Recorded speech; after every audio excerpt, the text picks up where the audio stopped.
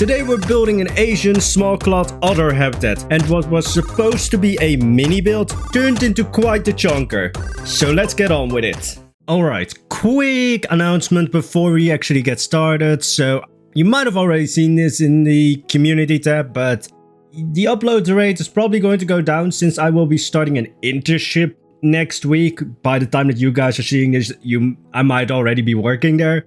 But that does mean that I will have less time for videos and such, so the upload rate will probably go down to maybe one video a week.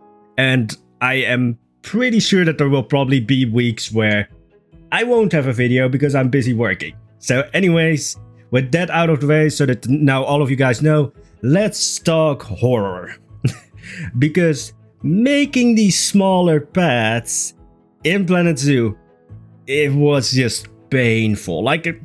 What you're seeing right now is actually already a reduced version. I cut out I think 40 minutes of me just fiddling with these parts, just trying to figure it out of alright, I need it to be here, but it doesn't want to do this, and it doesn't, yeah.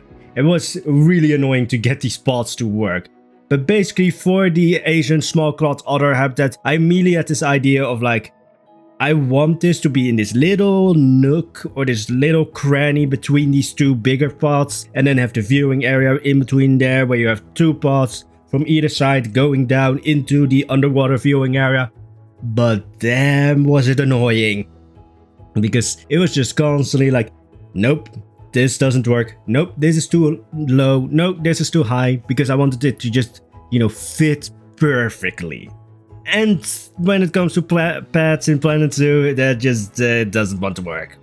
It's probably one of the reasons why I'm always just I want a Dutch shoe, because then I don't have to think about terrain, because the Netherlands is flat.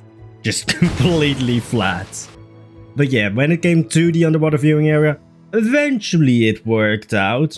And then I also decided to make the glass round, which I almost never use the rounded glass barriers, and I very quickly realized why, because it's a pain in the ass to actually make it look good, make it have the shape that you want. Maybe if I use it more often I will get better with it, but no. But that's just me, basically.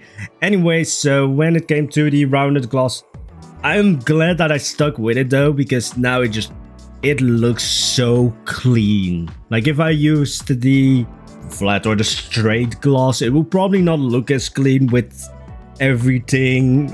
Now it has a nice rounded clean shape instead of this weird angled shape that it would otherwise have. And then for the interior or the indoor part of the otter habitat, I just wanted to build something. And then I found a picture of this sort of slanted building. It looked like the earth was swallowing it up. And I was just that could work for an otter habitat.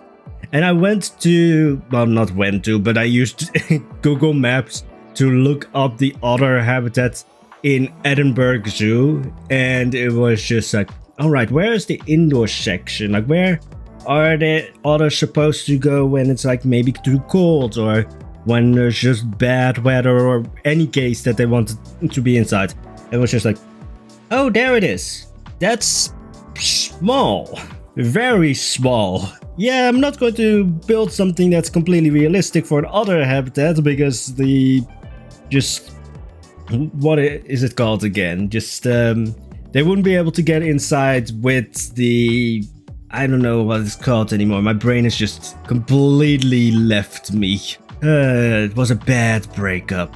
Well, actually it wasn't a breakup because it was never there. Anyways, back to the actual build. But yeah, so basically I wanted to build something realistic, which for otters would be quite small, because of course they are tiny animals.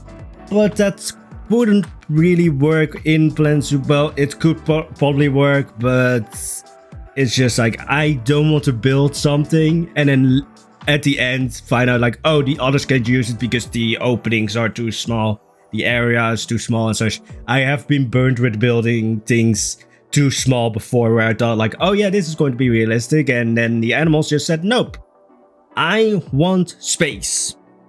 But yeah, when it comes to otters though, I at first didn't want to build an otter habitat. I was first really set on an Arctic fox because I wanted a small build, because this was supposed to be a mini build. Ended up not being that, but with the otters and the Arctic fox, it was just like, alright, those are small animals, I can, you know, make a small habitat for them, which going forward will probably be a bit of a more reoccurring thing on the channel, where it's just smaller builds, just because I won't have as much time. Like I will, instead of having a full day, we'll only have like the evenings to build. But the reason why I decided on otters instead of Arctic fox is, well, because I want the Arctic fox somewhere else, and this area was just like, you ever get an idea and it just doesn't leave your brain? Like I saw this little cranny in between the, well, main part, and then you had the red panda habitat, and it was just like, if I can make a viewing area in that little cranny, that little nook there. And Arctic foxes don't really need like an underwater viewing area. You want a viewing area, but not an underwater one. And for this, it was just like, that's the perfect location for an underwater viewing area, just with some stairs going down. And then it was just like, alright, I need an animal that is small and I can build an underwater viewing area for. I don't want a crocodile or alligator like the tiny one. Alright, otters or water squirrels, because yes, otters are, even though biology doesn't explicitly state it, I see otters as water squirrels, or the cousins of squirrels, just the mermaid version of squirrels, basically. Yeah, I mean, otters are just as chaotic in a way as squirrels, so it's just, they are my cousins. Does that make me a furry? Like, that's the one thing that I've always thought about when I was like, oh yeah, I'm a squirrel. Does that make me a furry? Like, I don't identify like physically as a squirrel. It's just like personality wise, it's like as chaotic as a squirrel. So I'm not a furry. If you are a furry, I don't have anything against you. I'm just thinking, are those suits really hot? Like those fur suits, like they look really hot, and that just are hot as in temperature wise, not as in attraction based things. But like those suits, like I always just think of like the Disney or like the, what is it called, like the Entertainer, like those suits.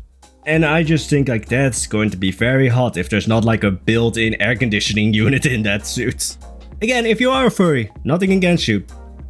I'm not a furry, even though my character online is a squirrel. I don't physically... where are we going with this? Again, nothing against you if you're a furry. I'm just not one. Alright, let's move on. So yeah, I built a tiny outdoor section for the guests to just be sheltered, because that's also of course a thing. Not so much sun in the Netherlands, although lately the summers here have been kind of scorching, but mostly rain, even though we don't really have that for the last 3 months, which yeah, is causing some problems. Who knew that the land that was basically raised up from water now wants water but isn't getting it because no rain? Well, there's some rain, but not as much as is needed. I'm very happy when it's fall. Well, not really fall. Well, actually, yeah. In that like sort of time period in between fall and summer, or just, well, actually just a complete fall, because it's the perfect temperature. It's not scorching hot as it is in summer, but it's also not ice cold as in like the midst of winter. Even though I still enjoy winter, just because I can just completely just go overboard when it comes to clothes and just put on a full suit and not sweat my ass off. Even though in summer I still will wear a suit. I have actually so far, I think every day when it came to like the internship, it's starting next week, but I already had a tryout day and several meet-up days just to like kind of get to know the team and everything. Think I've worn a suit every time. It's not required by the internship to wear a suit, but I'm just taking any excuse that I can to wear a suit, because wearing a suit is amazing, or at least for me, because I just feel badass and confident in it, and I just think I look good. Maybe that's like 90% of the reason, and the confidence part is the 10. But anyways, let's move on from the suit and the internship and such, and let's talk about accessibility. Because when it comes to the underwater viewing area for the Otters, it's lower down. You need to use the stairs to get down. But of course, people in wheelchairs or with limited mobility will have difficulty or will not be able to use the stairs. So I was immediately like, alright, we need a lift. We need a fancy ass lift. A wheelchair lift doesn't need to be fancy, but I was just like, no, you're getting fancy. You're going to go down in that lift and just be like, look at me, peasants. I'm not like, that's not having any deeper meaning. It's just because there are two stairs at either side of it, kind of symmetrical looking. It really, to me, has this royal feel. So when you go down in the lift, it just really feels like you're like a king or queen just being lowered down. I don't know if that's like just how I see it. Maybe you guys see it as well, but because the lift is just in the center, it's this symmetrical looking place with the two staircases, to me it just has a real royal vibe to it. And also I just like building fancy lifts. Yeah, the idea that I have with this lift is just that you will be able to like get a card online or at the entrance if you are like suffering from any disabilities or any other things, because of course elderly people might want to use the lift, and there are probably other cases as well where you would want or need to use a lift, that you could get a card so that when you get to the lift you can like beep in some way and the lift opens for you, so that anyone who doesn't have that card or doesn't have like the need to use the lift, that the lift is basically, you know, always or or how do you call it? Basically that Karens aren't able to use the lift. That's the easiest way to say it. Just that like people who don't need to use the lift can't or aren't as easily able to use a lift. There's probably going to be some Karen who will like, oh, there's a wheelchair user scanning in for a lift, and they just run into it. Like run into the lift as soon as it opens. There's probably one Karen out there that will try to do that. And to that Karen, I hate you. And I hope you get soaked at any water habitat where the animal just does a dive bomb. Yeah, basically just to keep the lift open for people who actually need it, not that people who don't need it completely take it over. Because again, there are Karens out there who will do that. But anyways, this is probably the point where I realized, yeah, this is not going to be a mini build anymore. It was supposed to be a mini build because the small clawed Asian otters don't really need that much space. But then I went complete squirrel mode and just made it fancy. Yeah, and again, this wheelchair lift, it might not be the best when it comes to accessibility and disabilities and such. I hope I did like an okay job. And please let me know if you see anything where you're like, that could be improved, or, you know, because I personally have never suffered from any disabilities, so as I've said, I'm kind of ignorant when it comes to disabilities and how to properly build things in Planet Zoo to keep that basically in mind.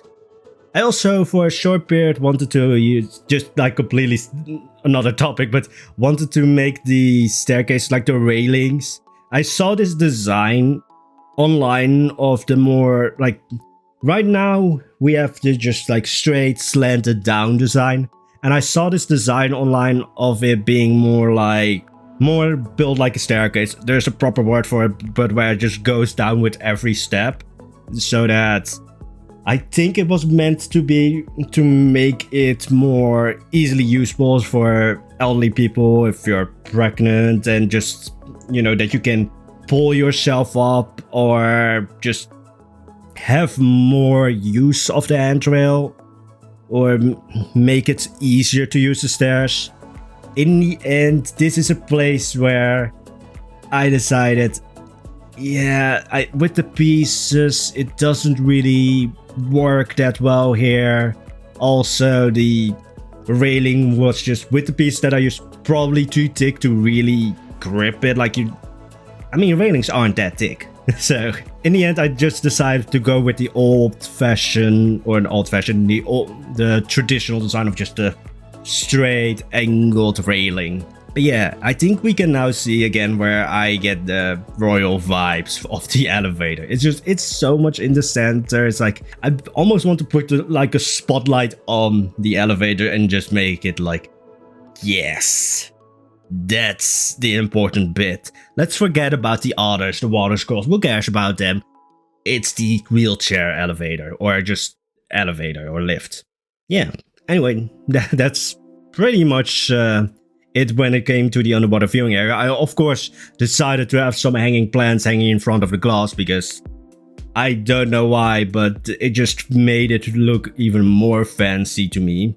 Also, right now I'm building the button so that you can like get a card and scan in so that the lift opens for you. And as I said, if you don't have the cards, you won't be able to get in, so it makes it so that the lift is always accessible for people who actually need it, and not so that every Karen can just use the lift just because their feet are a little bit sore. It's like trying to keep the elevator open to everybody who actually needs it, and not just because your feet are a little bit sore. But anyways, moving on to the actual habitat, which surprisingly or not surprisingly is the smallest part of the video.